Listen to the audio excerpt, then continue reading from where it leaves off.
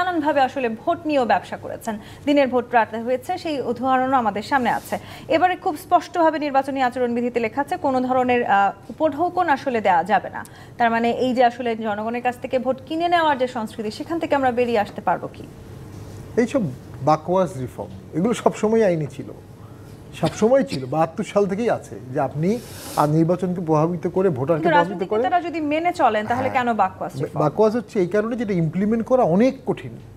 কারণ এটা ইমপ্লিমেন্ট করতে গেলে একটা এলাকা, যদি একটা নির্বাচনী এলাকা আপনি ধরেন 8 থেকে 10 লক্ষ মানুষ, 4 লক্ষ ভোটার, প্রায় আপনার এখানে 147টা ওয়ার্ড, 147টা ওয়ার্ডে 800-র মতো বুথ থাকবে। 800 বুথ একটা আসলে, 300 আসলে 2.5 লক্ষ বুথ, এবং কাঁচা রাস্তা পাকা রাস্তা আছে। আপনি ম্যাজিস্ট্রেট থাকবে কয়জন যদি একসাথে ভোট হয় অ্যাট এ টাইম?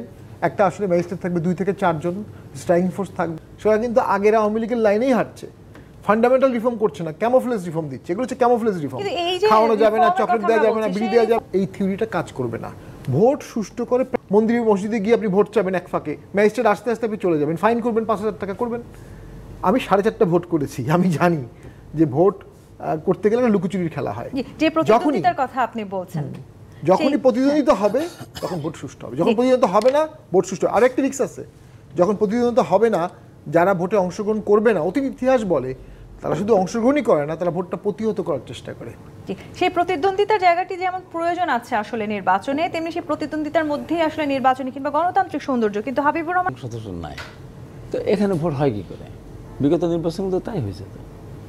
তো সেটা তো ধরেন হামলা হয়েছে আমাদের উপরে, আমি নিজে হামলা শিকার হয়েছি, হেলিকপ্টার এসেছে, আমাদের অনেক নেতা হেলিকপ্টার এসেছে, মহাসচিবের গাড়ি ভেঙে দিয়েছে, টুকু ভাইয়ের বউ মিছিলে হামলা করেছে, চোখ অন্ধ হয়ে গেছে একজন, সে অসংখ্য নেতা, গসদা, অ্যানি, শহীদুল চৌধুরী অ্যানি, আমাদের বেস্টের মাহবুদ্দিন খোকন, আমরা প্রায় 50 জন প্রার্থী মারাত্মকভাবে আহত হয়েছিলাম। যা পৃথিবীতে এই যে ভোট ব্যবস্থা শুরু হওয়ার পর সারা পৃথিবীতে এত মানুষ আহত হয়নি, এত প্রার্থী আহত হয়নি। এবং সারা পৃথিবীতে ভোট শুরু হওয়ার পর তফসিল ঘোষণার পর এত হাজার হাজার মানুষ সারা পৃথিবীতে গ্রেপ্তার হয়নি, সেই আদি যুগ থেকে যদি শুরু করে 100 বছর 150 বছর আগের থেকে। তো এইটা হয়েছে, সেটা তো একটা বর্বর সরকার ছিল। আজকে যেমন গাজাতে যে বর্বর ঘটনা ঘটছে, ট্রাম্পের মতো আরেক বর্বর, সেখানে বলতেছে ফিলিস্তিনি খালি করে দাও, গাজা এলাকা খালি করে দাও, সেখানে বাড়িঘর মারতে হবে। তো ওরা অনেক বর্বর সরকার ক্ষমতায় ছিল, ওটাকে আপনার কোনো কিছু ধরাই যাবে না, ও ধরার মধ্যেই পড়ে না। যে কারণে ওরা দেশ ছেড়ে পালিয়েছে। কোনো পৃথিবীতে দেখেছেন কোনো দেশ ছেড়ে পালিয়ে যায়? এইভাবে পালিয়ে যায়। তারা 21শে ফেব্রুয়ারি কোথাও তারা ফুল দিতে চায়নি। তারা নূর হোসেন দিবসে সাহস করে গিয়ে দাঁড়াবে, ফেরেশতার রিফাত গণতন্ত্র মুক্তি পাক না বলে ট্রাম্পের ছবি নিয়ে নেমেছিল। একদিকে এরা কাপুরুষ, আরেকদিকে এরা হলো কুৎসিত মনোবৃত্তির মানুষ। ঈদের মাঠে গিয়ে স্লোগান দেয় জয় বাংলা, বলেন তো, এই আমার লালপুরের নাটোরে সেখানে গোড়াগুড়ি পর্যন্ত হয়েছে। এই যে অসভ্য একটা সরকার ছিল, তো সেই অসভ্য সরকারের আমলে যেগুলি নির্বাচন হয়েছে ওখানে নির্বাচন করে না। হ্যাঁ, আমাকে আহত করলো, ক্ষত বিক্ষত হলো, ভোটটা হতে দাও, ভোটটা হতে দিল না, রাতের বেলা ভোট কেটে নিল, দিনের বেলা টোটাল প্রশাসনকে নষ্ট করে গিয়েছে। আজকে এসপিডিসি তাদের, আমি তো বারবার বলতাম, তার পরিবারের কাছে গিয়ে, তার ওয়াইফের কাছে গিয়ে ডিসি ধমক দিতে পারতো না, এসপি তার ছেলেদেরকে ধমক দিতে পারতো না। স্টেট বলতো তোমরা ভোট চুরি করে মানুষকে দিয়ে আসতো, মানুষের অধিকার তোমরা কেড়ে নাও, তোমরা কিছু কথা বলো, তোমরা কিছু নীতিগত কথা বলো। তো এই যে ওই জায়গাটা নিয়ে গেছিলো। তো এখন আমি মনে করি এই লোকগুলি কিন্তু এখন 2001 পর্যন্ত এই মানুষগুলি সুন্দর ভোট করেছে। কিসের সেশনের কথা বলেন? আমাদের এই বাংলাদেশের এই নির্বাচন কমিশনার যারা ছিল তারাই তো ভালো ভোট করেছে। একটা প্রার্থী আহত হয় না, কারো পোস্টার ছিঁড়ে, কারো অফিস ভাঙে নাই, মিছিলে হামলা হয় নাই, এটাই তো করেছিল, এই প্রশাসনটা ছিল। আবার 2008 সালে এসে যে নির্বাচনটা হলো, 91, 96, 2001 এবং 2008 সালেও ভোটের মাঠে কোনো প্রার্থী আহত হয়নি, কারো অফিস ভাঙে নাই। সেটা কারচুপি ছিল মঈনুল আহমেদ ফখরুদ্দিন, তারা কারচুপি করেছে, তারা নিজের পিঠ বাঁচানোর জন্য আওয়ামী লীগের সাথে কন্ট্যাক্ট করেছে। ম্যাডাম খালেদা রাজি হন নাই, ওনারা রাজি হয়েছিলেন। সেটা ভোটের কেন্দ্রে তারা বাক্সর ভিতরে তারা আওয়ামী লীগের সিল মেরে রেখেছিল বলেই ভোটের পার্সেন্টেজ 86% আজ পর্যন্ত বাংলাদেশে হয়নি। কোনো লেভেল প্লেইং ফিল্ড কিছু লাগবে না, কোনো এমপি নাই, এখানে কোনো দল রাষ্ট্রীয় ক্ষমতা নাই, আনসার লাঠি নিয়ে দাঁড়িয়ে থাকবে, মানুষ সোজা ভোট কেন্দ্রে ভোট দিয়ে আসবে। এখানে ভোট কারচুপি করার কোনো সুযোগ নেই। এবার ভোট যদি কেউ কারচুপি করতে আসে, সে যেই আসবে না কেন, সে সোজা ভাবে বা সে অক্ষতভাবে সহজভাবে যাতে নিজের দেশে ভোটটা ফিরে প্রয়োগ করতে বাড়িতে পারে। ফিরে জি, যেতে পারবে না, মানুষ সাইফুল হক। প্রতিরোধ করবে। এই যে সমান সুযোগের কথা আমরা বারবার বলছি, সেই সমান সুযোগের জন্য আসলে চাইতে জরুরি বিষয় সেই জনসংযোগটা যখন ঘটবে কিংবা জনগণের কাছাকাছি যাবার যখন আসলে নেতাকর্মীরা প্রয়াস চালাবেন, আপনি কি মনে করছেন এখনকার এই নির্বাচনী আচরণবিধিতে সেখান থেকে খানিকটা দূরত্ব সৃষ্টি হবে কিনা?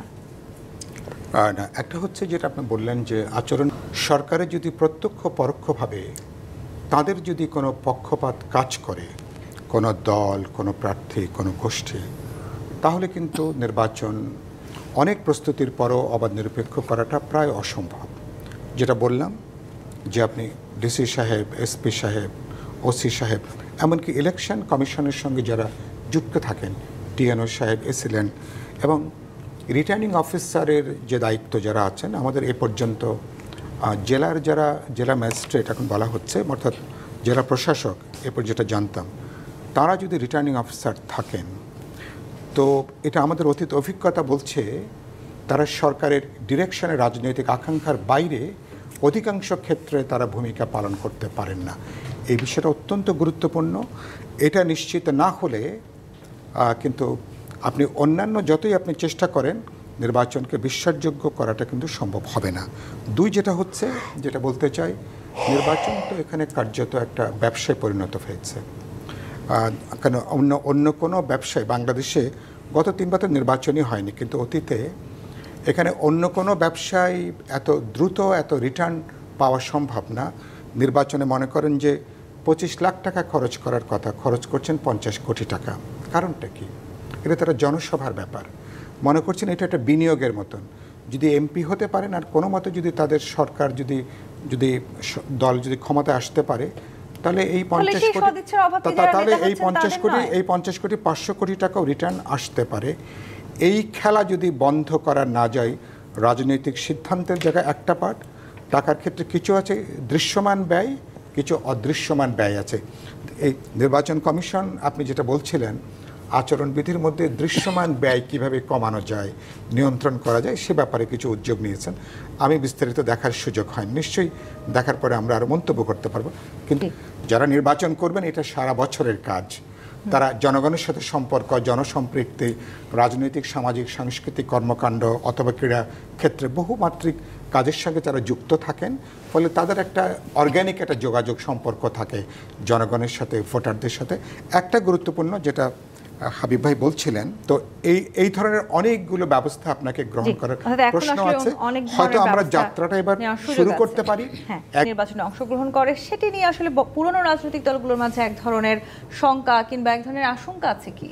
47টি দল আছে বাংলাদেশে, 48 দল হবে এবং তারা আন্দোলনে অংশগ্রহণ করেছে, রক্ত দিয়েছে, সাহসী আছে, বক্তব্য দিচ্ছে, তারা অংশগ্রহণ করে এমপি হতে পারে। তো আমার ব্যক্তিগত অ্যাসেসমেন্ট, লোকাল কনস্টিটিউয়েন্সিতে ভোট করা প্রায় 1000 লোক এজেন্ট লাগবে, 10,000 লোকের মোবিলাইজ লাগবে ভোটের দিন। এটা খুব কঠিন কাজ। তাদের জীবনে এটা প্রথম ভোট হবে, অনেক ভুলও করবে তারা যদি বিএনপির সাথে অ্যালায়েন্স না করে, বিএনপি যদি স্বতন্ত্র প্রার্থীকে জোর করে বসিয়ে দিয়ে এদেরকে পাশ না করায় দেয়, একদম ক্লিয়ার কাট, এদের পক্ষে পাশ করা খুব কঠিন হবে। সুষ্ঠু ভোট যদি সুষ্ঠু হয়। অন্তর্ভুক্তিমূলক ভোটের কথা আমি কেন বলি, বাংলাদেশে আসল সমস্যার মূল তো 14 সালের ভোট, যেটা এরশাদ চেষ্টা করেছিলেন ঠেকানোর, পারেননি, ব্যর্থ হয়েছে। বিএনপিও চেষ্টা করেছিল, ব্যর্থ। 14 সালের ভোটটা যদি না হতো, এটা কিন্তু আবার পুরনো রাজনৈতিক দলগুলো নতুন এই রাজনৈতিক দলটিকে নিয়ে অনেকটা ভীত আছে এবং তারা না, ভীত থাকার মতো কিছু নাই। চাইছেও না যে তারা নির্বাচনভাবে আসুক। তরুণ রাজনীতিবিদ, তাদেরকে আমাদের উৎসাহ দেওয়া উচিত, সুযোগ দেওয়া উচিত। তাদের একটা সুযোগ পাওয়ার জন্য যোগ্য, এটা আমি মনে করি। সেটা তাদের আচরণ, কথাবার্তাও তাদেরকে প্রমাণ করতে হবে যে সিনিয়রদের কাছ থেকে তারা সুযোগ পাওয়ার যোগ্য। আরেকটি হচ্ছে, দেখুন, ডক্টর ইউনূস স্যার চায়না গেলেন, ইন্ডিয়া গেলেন, মোদির সাথে মিটিং করলেন, আবার পাকিস্তানের সাথে বসতেছেন, ঘুরছেন, জাগলিং করছেন সুপার পাওয়ার। বাইডেন হারার পরেই পাওয়ার ব্যালেন্সটা ইমব্যালেন্স হয়ে গেছে। এখন ডক্টর ইউনূস স্যার বলেই 3টা এখনো ব্যালেন্স করতে পারছেন, অন্য কেউ পারবে না।